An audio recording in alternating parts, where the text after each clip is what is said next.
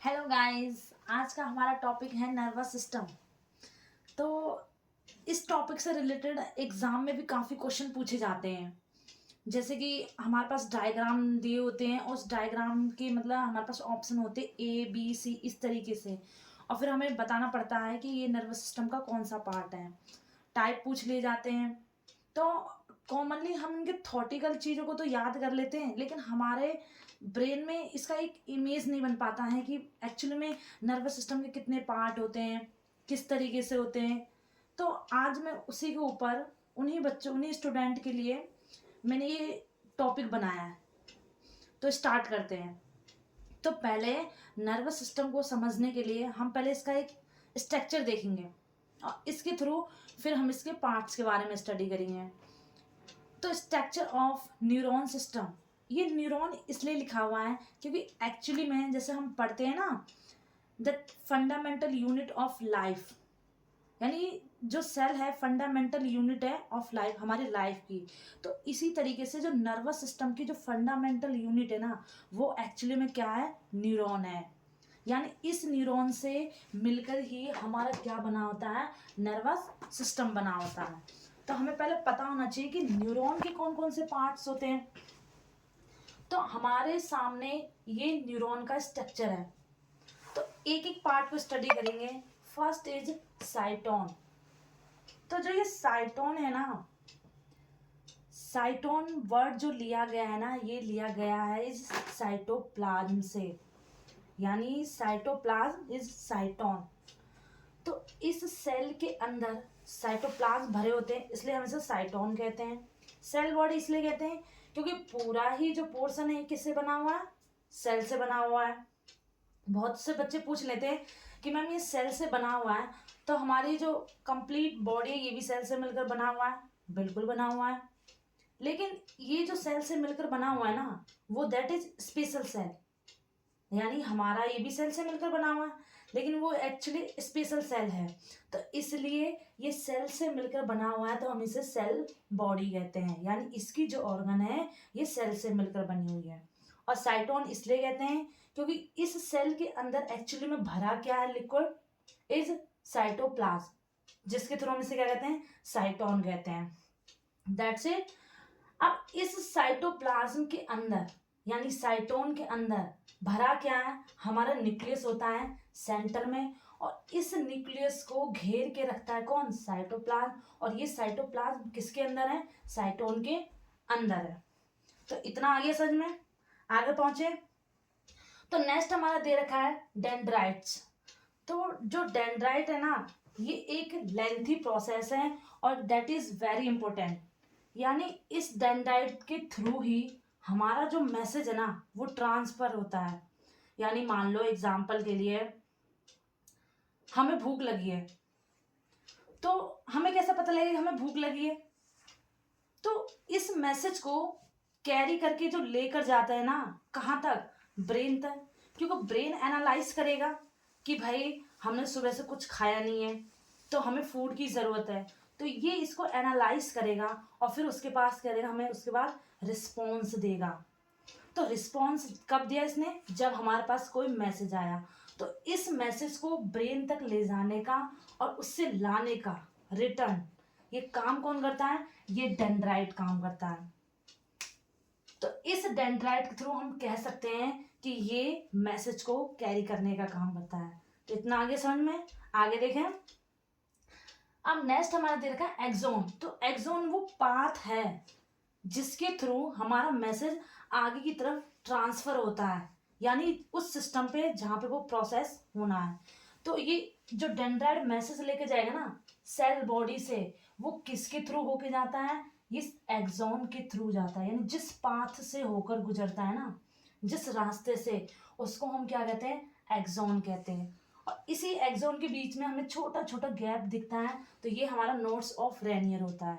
यानी इसका that is ज़्यादा इंपॉर्टेंट रोल नहीं है, बस इतना समझो यहाँ पे कि इनके बीच में जो गैप होता है ना, उस गैप को हम कहते हैं रेनियर, यानी एक्सोन के बीच में छोटे छोटे गैप। अब इस एक्सोन से मैसेज हमारा डेंड्राइट लेके जा रहा है, तो उस सिस्टम तक इसे लेकर जाना होगा जहाँ पे जाके वो प्रोसेस करेगा।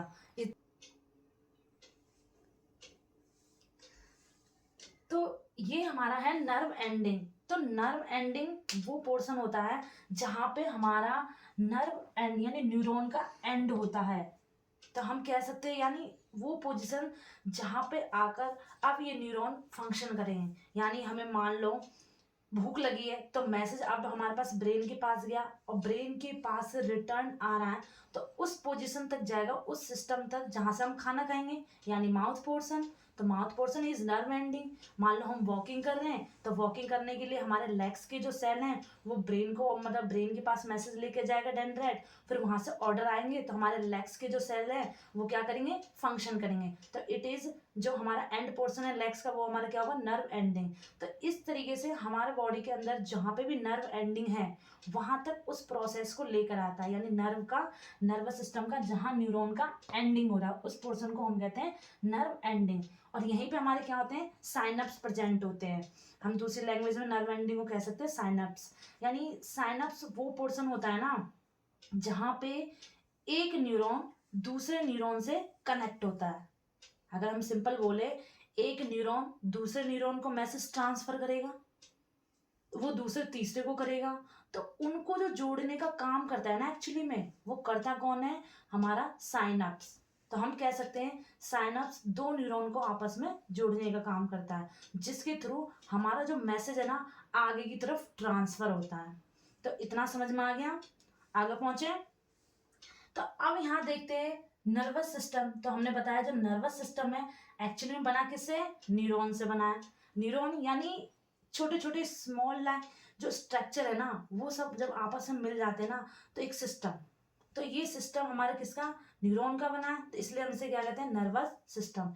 एग्जाम्पल के लिए अगर हम बोले, जैसे हम कहते हैं ना हमारे यहाँ की लाइट चली जाए तो हम केवल एक को ही नहीं कोसते हैं, कहते हैं ना यहाँ की सिस्टम ही खराब है। तो सिस्टम एक्चुअली में हम उस चीज को कहते हैं जहाँ पे कई सारे लोग मिलकर एक पर्टिकुलर फंक्शन करते हैं, उसको हम सिस्टम कहते हैं। तो इस नर्वस के अंदर एक न्यूरॉन तो नहीं है, कई सारे न्यूरॉन्स हैं। अब ये कई सारे न्यूरॉन्स मिलके एक स्पेशली फंक्शन ही तो कर रहे हैं, हमारी बॉडी को रेगुलेट कर रहे हैं। तो इसलिए जब ये एक स्पेशल फंक्शन कर रहे हैं तो ये एक सिस्टम बना रहे हैं। तो ये सिस्टम किसका बना हुआ है, न्यूरॉन को बना हुआ है। तो हम कह सकते हैं इज नर्वस सिस्टम, यानी कई सारे न्यूरॉन्स मिलकर जब आपस में एक स्पेशली फंक्शन करते हैं तो वो हमारा क्या होता है, इज नर्वस सिस्टम। अब ये क्यों जरूरी है, तो जो नर्वस सिस्टम है ना ये एक्चुअली इसलिए जरूरी है हमारे बॉडी को कंट्रोल करने के लिए। मान लो हमें रास्ते में चल रहा है तो भाई हम एक मतलब एक रेगुलेट करके चलते हैं, ऐसा तो नहीं है हम भाई चलते चलते चलते भागने लग गए, या चलते चलते अचानक से रुक गए, या चलते चलते हम गिर गए, या मान लो हमें भूख नहीं लग रही है, हम कोई भी लाइफ में प्रोसेस नहीं कर रहे हैं। तो एनवायरनमेंट के अकॉर्डिंग जो हम प्रोसेस करते हैं तो उसका जो हमें बोथ यानी जो हमें पता लगता है कि भाई हमें अब खाना खाना है, हमें सोना है, हमें पढ़ना है। तो जिस भी चीज की हमें समझ होती है ना, तो समझने के लिए जो हमारे बॉडी के अंदर जो प्रोसेस करते हैं जो न्यूरॉन, तो वो हमारे होते हैं नर्व्स। यानी हमें चीजों को समझने के लिए क्या चाहिए, कुछ सेल्स चाहिए। वो सेल्स कौन होते हैं, न्यूरॉन्स होते हैं। और वो न्यूरॉन्स जब आपस में मिल जाते हैं तो वो एक परफॉर्म करते हैं सिस्टम को, और उस सिस्टम को हम क्या कहते हैं, नर्वस सिस्टम। तो इसके अंदर कई पार्ट्स होते हैं। तो एक्चुअली ये दो पार्ट में डिवाइड होते हैं। पहला दे रखा है सेंट्रल नर्वस सिस्टम, सेकंड दे रखा है पेरिफेरल नर्वस सिस्टम। तो जो सेंट्रल नर्वस सिस्टम है इसको सीएनएस कहते हैं, और पेरिफेरल नर्वस सिस्टम को पीएनएस कहते हैं। तो पहले हम इसको जानेंगे फिर इसकी स्टडी करेंगे। तो देखो नाम से हमें पता लग रहा होगा ना, सेंटर, सेंटर कहते हैं ना किसी भी चीज की सेंटर। यानी एग्जाम्पल के लिए as like a human body,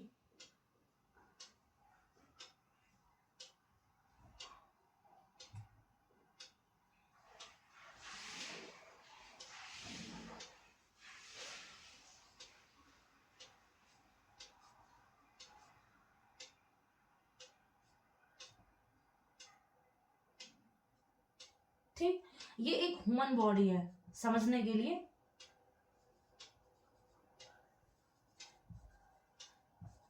देखो हम इजी लैंग्वेज में याद कर सकते हैं। और जब हम चीज़ों को याद कर लेंगे तो हमें इनकी डेफिनेशन याद करने में कोई दिक्कत नहीं होगी। तो जैसे ह्यूमन बॉडी है, तो देखो हर चीज का अपना एक सेंटर पोजीशन हो। सेंटर का मीन्स ना इधर ज्यादा ना उधर ज्यादा, एकदम सेंटर बीच में। तो हमारी जो बॉडी है, ह्यूमन बॉडी की जो सेंटर है, ये सेंटर हो गया। तो इस सेंटर की वजह से हम इसको सेंट्रल नर्वस सिस्टम कहते हैं, क्योंकि नर्वस सिस्टम में सेंट्रल का मीन्स होता है कि इसके अंदर जो भी पार्ट्स आएंगे ना, वो ह्यूमन बॉडी के कहाँ प्रेजेंट होंगे, सेंटर में प्रेजेंट होंगे। आए समझ में, यानी कहाँ पे, ह्यूमन बॉडी के सेंटर में प्रेजेंट होंगे। और इस सेंटर में प्रेजेंट होने की वजह से हमने इसको नाम दे दिया है सेंट्रल नर्वस सिस्टम। यानी नर्वस सिस्टम का ये वाला जो पोर्शन है ना, वो कहाँ है, सेंटर में है। यानी इस सेंटर में हमारा क्या होगा, ब्रेन होगा। और इसी सेंटर में हमारा क्या होता है, इस स्पाइनल कोड। आया समझ में। तो जब ये दोनों चीजें हमारी सेंटर में है, तो इसलिए हम इसे क्या कहते हैं, सेंट्रल नर्वस सिस्टम कहते हैं। तो जो सेंट्रल नर्वस सिस्टम है, तो ये हमारे बॉडी के बिल्कुल सेंटर में प्रेजेंट रहेगा। अब ये प्रेजेंट है, तो इनको वही सपोर्ट के लिए भी या प्रोटेक्ट करने के लिए कोई तो कोई ऑर्गन्स होंगे जो इनको सपोर्ट करेंगे, या कोई ऐसी चीज जो इनको प्रोटेक्ट करेगा। तो ब्रेन जो है ना, ये प्रेजेंट होता है हमारे स्कल में। स्कल क्या है, इस खोपड़ी। तो स्कल भी एक बोन से बनी हुई है, तो हम इसको स्कल बोन भी कह सकते हैं। यानी ये जो ब्रेन होता है ना, ये स्कल बोन के अंदर प्रेजेंट होता है। अब भाई क्यों प्रेजेंट होता है, तो हमारा जो ब्रेन है ना, इतना सॉफ्ट ऑर्गन्स है कि एक हम लिविंग ब्रेन को ना एक नाइफ से बड़ी इजीली से, आसानी से उसे कट कर सकते हैं।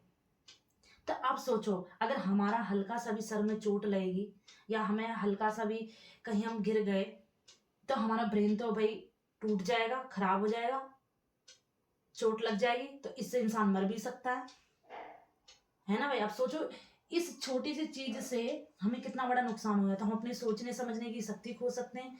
और जबकि तुम्हें पता है कि भाई ब्रेन ये एक ऐसा पोर्शन है जो हमें चीजों को रियलाइज कराता है, एनालाइज कराता है। जब हमें चीजें एनालाइज ही नहीं होगी, तो क्या हम आगे कोई वर्क करेंगे, क्या हम पढ़ सकते हैं, क्या हम खाना खा सकते हैं, कोई भी एक्सेट्रा वर्क कर सकते हैं, नहीं कर सकते। तो सोचो, is very important part of human body. तो इसको भाई सेफ्टी भी तो चाहिए। तो इस सेफ्टी को कौन देता है, स्कल देता है। यानी स्कल बोन्स, जो स्कल खोपड़ी की जो हड्डियां होती हैं, उसके अंदर ये ब्रेन होता है जो एकदम सेफ होता है, प्रोटेक्ट होता है। तो इसको प्रोटेक्ट करने का काम कौन करता है, स्कल बोन्स करता है। तो आगे समझ में, तो ब्रेन हमारा कहाँ पे, सेंट्रल में। ठीक, इसको प्रोटेक्ट कौन करेगा, देखो हम याद रख सकते हैं। सबसे सेंट्रल नर्वस सिस्टम हमने कैसे रखा, CNS, यानी कि सेंट्रल में है। तो इससे हमें पता रहेगा भाई हमारे बॉडी के सेंट्रल पोजीशन में है, तो इसको हमने नाम दे दिया सेंट्रल नर्वस सिस्टम। अब सेंट्रल में कौन कौन चीज है, दो ही चीजें प्रेजेंट होती है। एक हमारा ब्रेन होगा, एक स्पाइनल कोड होगा। ब्रेन है तो ब्रेन भाई सॉफ्ट ऑर्गन है, इसे हल्का सा भी कहीं खरोच आएगी तो ये टूट सकता है, ब्रेक डाउन हो सकता है, कोई भी नुकसान हो सकता है ब्रेन को। तो इसको प्रोटेक्ट करने के लिए हमने इसके ऊपर से हार्ड लाइक स्ट्रक्चर से कवरिंग कर दी है। उस हार्ड लाइक स्ट्रक्चर बोले तो बोन, उस बोन का नाम क्या है, स्कल बोन। तो इस तरीके से प्रोटेक्ट रहेगा। अब सेकंड हमारे देखा स्पाइनल कोड, तो ये भी प्रेजेंट होता है वर्टिबल कॉलम में। वर्टिबल कॉलम को कसेरो की दंड भी कहते हैं। यानी यहाँ पे हमने देखा होगा हमारे इस बॉडी के सेंटर में ना पिंजरा, यानी हड्डियों की रिब्स बनी होती है यहाँ पे, इस तरीके से। और इस रिब्स के अंदर हमारा क्या होता है, स्पाइनल कोड प्रेजेंट होता है।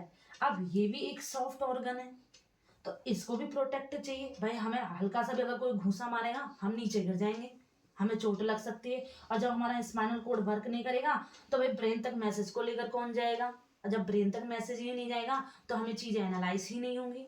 तो ये भी is very important part of human body.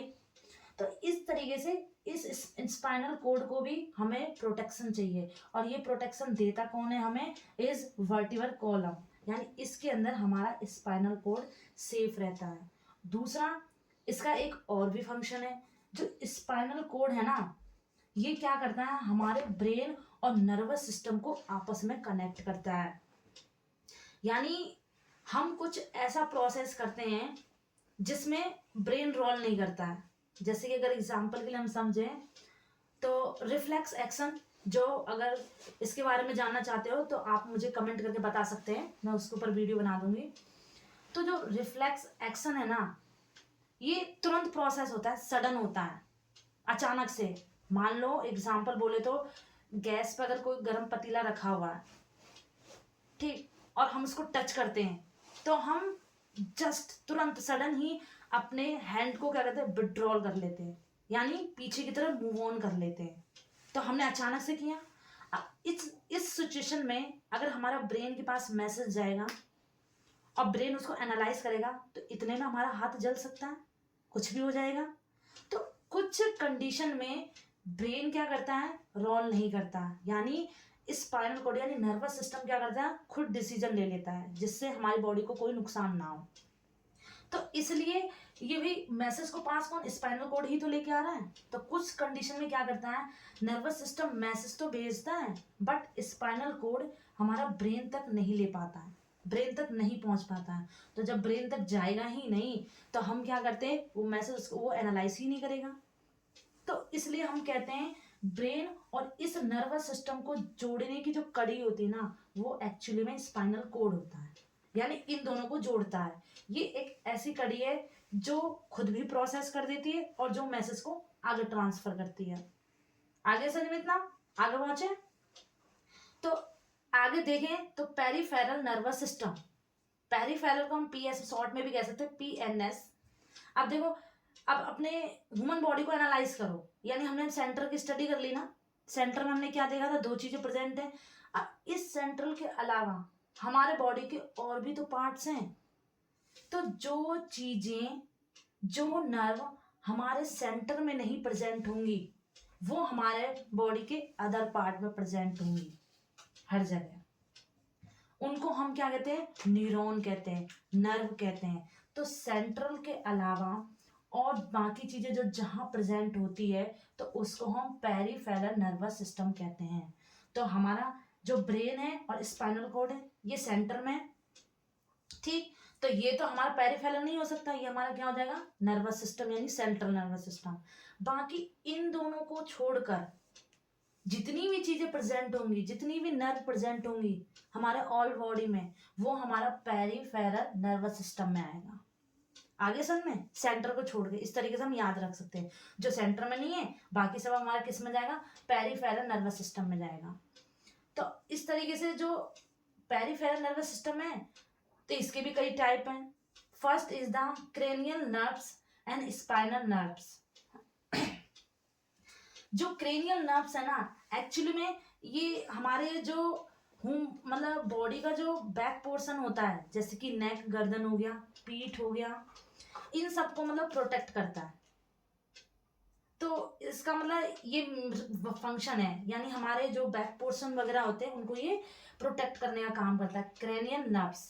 इसका मतलब इतना रोल है, इतना समझो। और डिटेल में चाहते हो तो आप मुझे कमेंट करके बता सकते हैं, मैं आपके लिए उस पर वीडियो बना दूंगी। सेकंड दे रखा है स्पाइनल नर्व्स। तो देखो यहाँ पे भी आया है कि स्पाइनल नर्व्स, और यहाँ पे भी हमारे क्या, स्पाइनल कोड। तो देखो दो नेम है, लेकिन इसका जो लास्ट वाला वर्ड है ना, कोड और नर्व्स, इन दोनों में थोड़ा डिफरेंस। भाई यहाँ कोड क्यों आया, तो कोड वर्ड से हम याद रख सकते हैं किसी भी चीज को कोड करना, यानी मैसेज को ले जाना।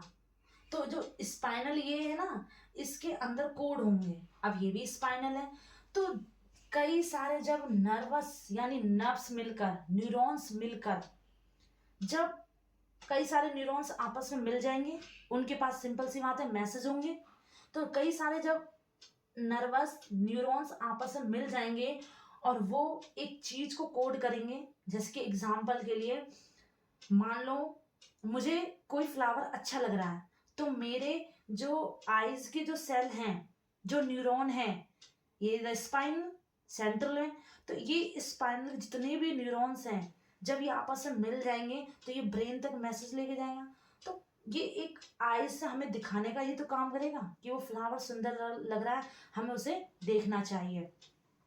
तो कई सारे न्यूरॉन्स जब मिल जाते हैं तो उसको हम कहते हैं स्पाइनल नर्व्स, यानी इसके अंदर न्यूरॉन्स का गुच्छा होता है। लेकिन जब ये न्यूरॉन्स आपस में मिल जाएंगे और जब इनको कोड करेगा, आगे ले जाने का काम करेगा, तो उसी स्पाइनल को हम क्या कहते हैं, स्पाइनल कोड। यानी स्पाइनल नर्व्स का गुच्छा मिलकर उस मैसेज को आगे की तरफ ट्रांसफर जो करेगा उसको हम कहते हैं स्पाइनल कोड।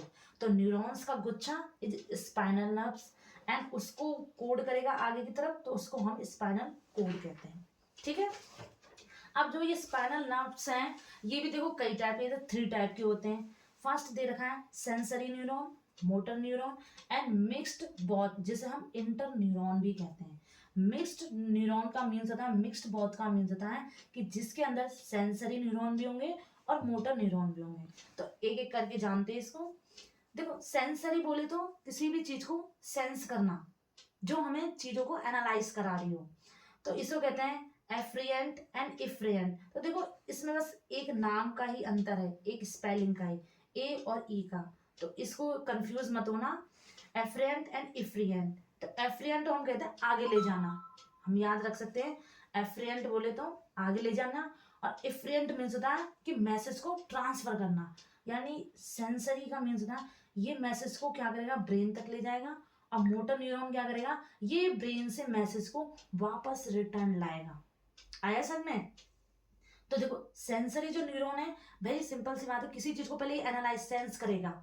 मान लो हम सोए हुए हैं, तो सोते हुए भी अगर हमें हल्का सा कोई टच करे तो हमें फील हो जाता है, सेंस हो गया। तो इस सेंस को क्या कौन लेके जाएगा, हमारा सेंसरी न्यूरॉन लेके जाएगा, कहाँ तक, ब्रेन को। यानी इन पल्सेस को लेकर कौन, सेंसरी ऑर्गन कहाँ तक लेके जाएगा, ब्रेन तक लेके जाएगा।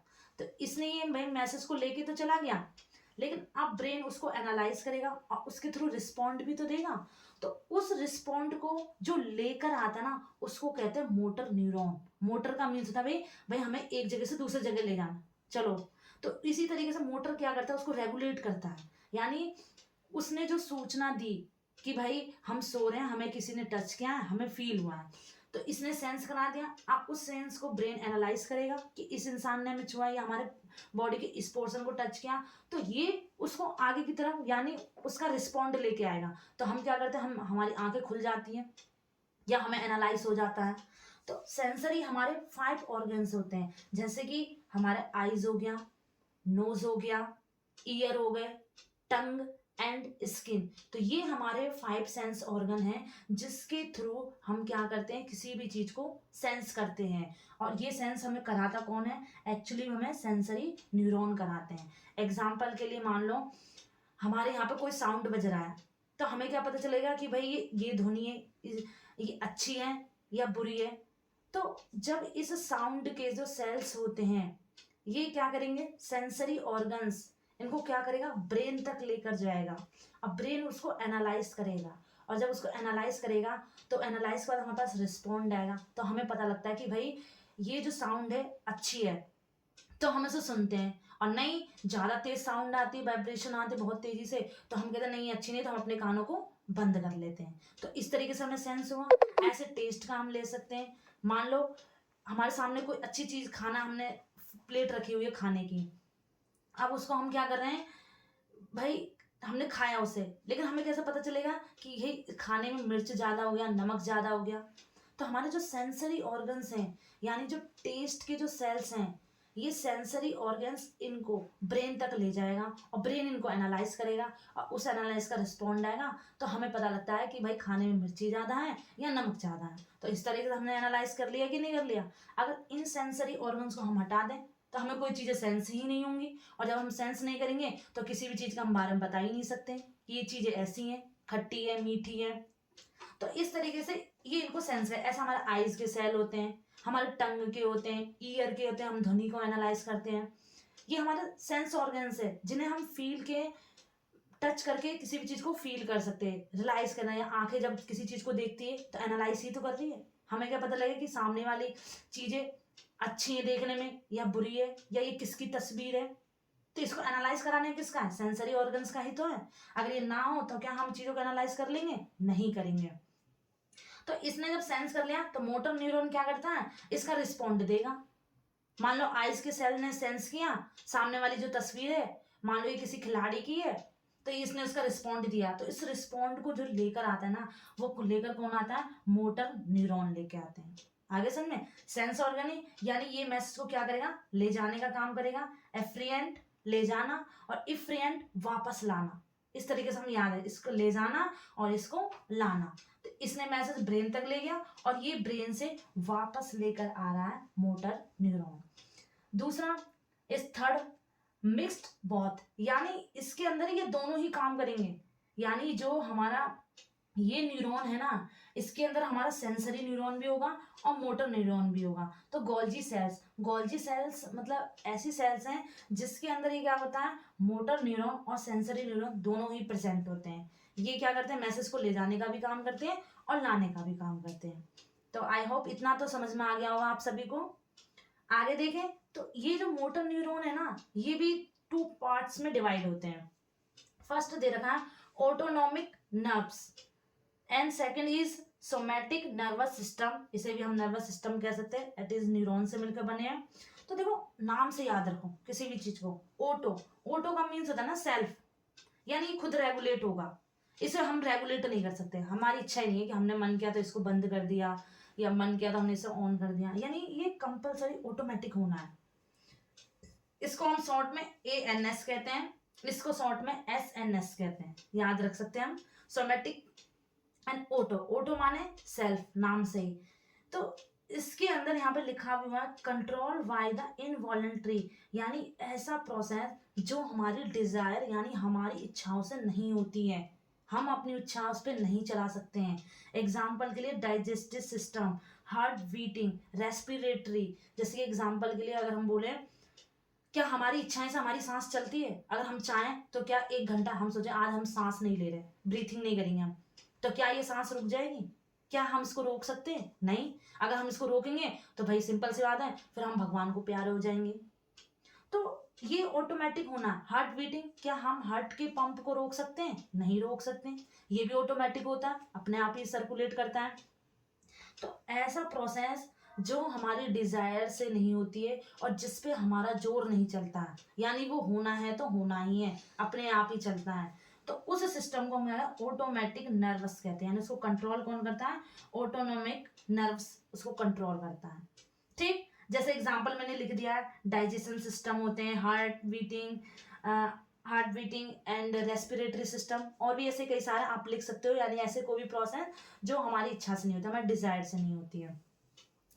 और सेकंड दे रखा सोमैटिक, तो भाई सिंपल सी बात है, जब हमने इसको समझाया ऑटो माने सेल्फ, तो जस्टिस का ही अपोजिट हो जाएगा, यानी ये हमारी इच्छा से होगा, हम अपनी इसी इच्छा चला सकते हैं। तो सोमैटिक नर्वस सिस्टम उस चीज को कंट्रोल करता है जो हमारी इच्छाओं से होती है। जैसे कि मैं यहाँ पे लिख भी दिया, वॉलंटरी का मीन्स होता है मतलब हमारी इच्छा, जैसे हम अपनी इच्छा से करें। कोई भी काम लिख सकते हो यहाँ पे तुम, जरूरी नहीं आप यही एग्जाम्पल लिखे, और भी लिख सकते हैं। तो मैंने यहाँ लिख दिया जैसे वॉकिंग, स्पीकिंग, ईटिंग, और भी कुछ लिख सकते हो। तो देखो भाई, हमारा मन करेगा तो हम चलेंगे, मन ने किया तो हम रुक जाएंगे। हमारा मन करेगा बोलने का, जैसे देखो अब मैं बोल रही हूँ, तो अगर मेरा मन नहीं करेगा तो मैं स्टॉप हो जाऊंगी, है ना। तो ईटिंग, मन किया तो हम खाना खाएंगे, मन नहीं किया तो नहीं खाएंगे, यानी अपनी इच्छा से। मान लो हमें भूख लग रही है तो भाई हमें खाना खाना चाहिए, तो हम खाने लग जाएंगे। नहीं चलो थोड़ी देर बाद खा लेंगे, अभी भूख नहीं लग रहा है, तो हम नहीं खाते खाना। तो ऐसी मतलब प्रोसेस या ऐसा मूवमेंट जो हमारे डिजायर, हमारी इच्छाओं से होती है, उसको हम क्या कहते हैं? वॉलंटरी। और इनको कंट्रोल कौन करता है वॉलंटरी मूवमेंट को? Is somatic nervous system. और इसको कौन करेगा? ऑटोमेटिक सोमैटिक नर्वस सिस्टम को, इस मूवमेंट को हमारा ऑटोमेटिक नर्वस।